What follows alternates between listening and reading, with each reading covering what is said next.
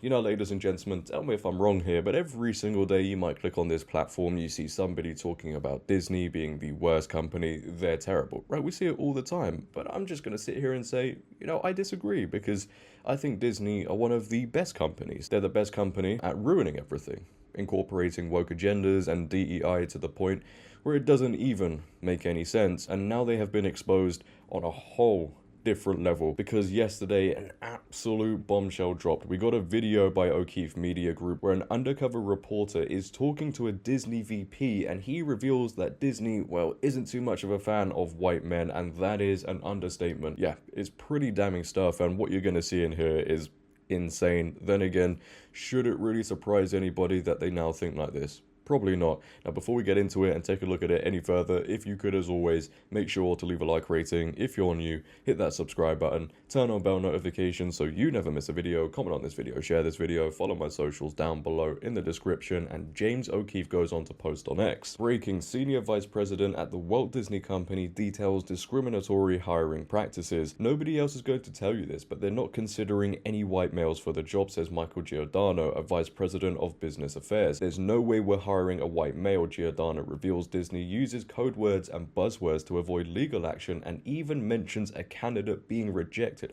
Oh my word, for not looking black enough. Giordano also admits Disney gives bonuses to executives for practicing diversity, equity, and inclusion, agreeing that diversity helps with financial incentives. Giordano further claims he has been denied promotions due to his race. Now, if Disney's TV shows and films, the messaging, the woke propaganda they put into them weren't enough for people to boycott this company, then this is. Just imagine for a second, and it's an easy thing to say, but it's all you have to say. Just imagine if a company acted like this today, but it was the other way around.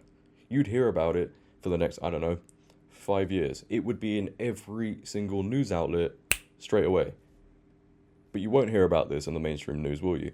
Because it will disrupt a lot of narratives they want people to believe in. But due to this controversy and the VP, Disney getting exposed, wow, I think it's fair to say he's feeling the heat a little bit, because James O'Keefe posted this on X. Just in, Disney Senior VP Michael Giordano removes his LinkedIn page after being caught by O'Keefe Media Group discussing how Disney practices discriminatory hiring processes, and of course, he/him pronouns are on the profile. I feel like it's a must over at Disney. As soon as you get hired over there, in all of your profiles, whether it's LinkedIn, Instagram, whatever, you have to put pronouns everywhere just to make sure people know. I wonder if they'll fire him.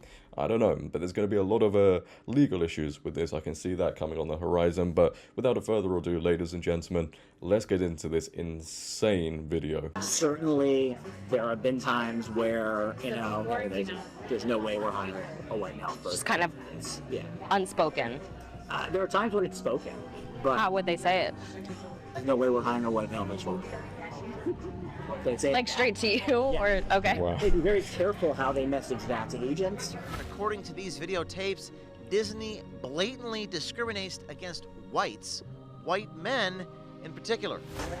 I think I'm sort of well prepared for it. I'm well positioned for it. But as far as Disney's concerned, I'm a white male, and that's not who they're looking to promote at the moment. As a white guy, even Michael has his own doubts about the possibility for advancement for himself at Disney. In fact, Michael actually got to experience Disney's discrimination against white males firsthand. I've been at the company 11 years now, so I have friends in HR and I have friends in those divisions, and they're like, look, nobody else is going to tell you this, Mike, but they're not considering any white males for the job. They're just not. So why would you even continue to work there? That's insane. If I was at a company and they said, hey, look, we're not going to give you another job or promotion, whatever, because you're a white male, I'd be out the door the next second. That's not what they want. They even passed over a qualified half-black person for a promotion because they didn't look black enough. We wanted to hire somebody in the department a few years ago now, who was half black, but didn't appear half black. And there was a creative executive who was like, we're not, that's not what's going on. You're not black enough, so we can't give you the job. This company deserved to go bankrupt. They wanted somebody in meetings who would appear a certain way, and he wasn't gonna bring that to the meeting. I mean, it kind of feels like we're at some point there's going to be a lawsuit. That's kind of how it feels, just because of, And that is a lawyer talking. So how does Disney explain pushing these discriminatory practices? They use code words and buzzwords. I'm guessing that there's a acceptable code words and buzzwords that are used to explain what they're looking for. They might say something like, look, we're not looking at like the usual suspects for this job. So it's like not like a legally actionable thing, but everybody knows what it means. They, for writers and actors, we hear all the time, like, looking to hire writers and actors who bring diversity. I'm not looking to bring on any more clients who are white. I would say a relatively large percentage of our top writer creators happen to be white. And a lot of Just by happenstance. I mean, like, just like if you say whatever, I don't know, whatever 10 or 15% of the population is gay, I would guess that 30 to 35% of our top writers are going to be, gay. And so I think a lot of them lean into trans stories more than the average straight writer would. If you're wondering how Disney as a company looks at race, gender, and discrimination in the hiring process, about how they recruit and hire talent, look no further. I think there are times when it's like so front and center, it's like great, because that's the focus, Like we have so many shows where we're casting and we're like, yeah, we're not even going to see, certain people for it, because we need that particular role to, So is it intentional that they want, like, they only look for diverse candidates for certain roles? Yeah. I think there's certainly a belief that it's just good for society and a big goal, but there's also a belief that, like, we're going to make more money if we appeal to a wider variety of people, and it's a good thing. We have shareholders too, and so diversity helps with that.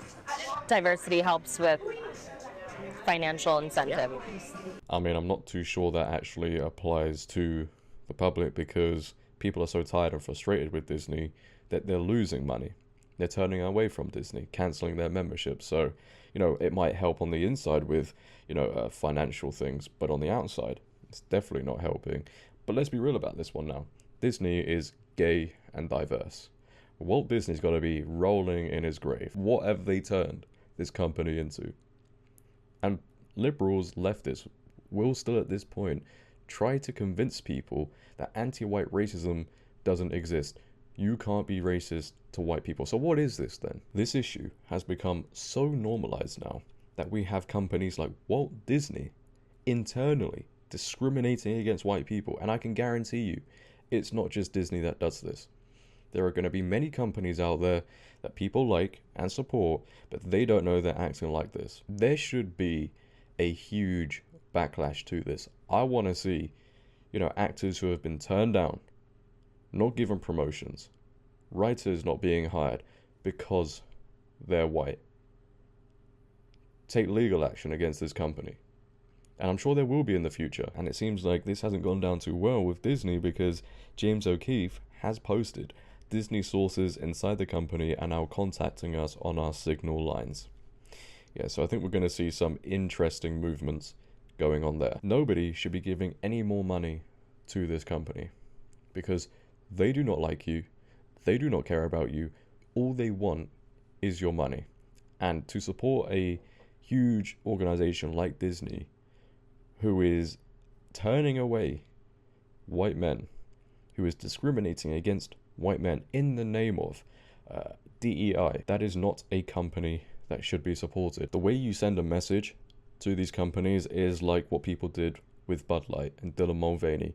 Just avoid it completely. But leave your thoughts down below, ladies and gentlemen, on what you saw. Are you shocked by this? What do you think should happen? I'd like to know.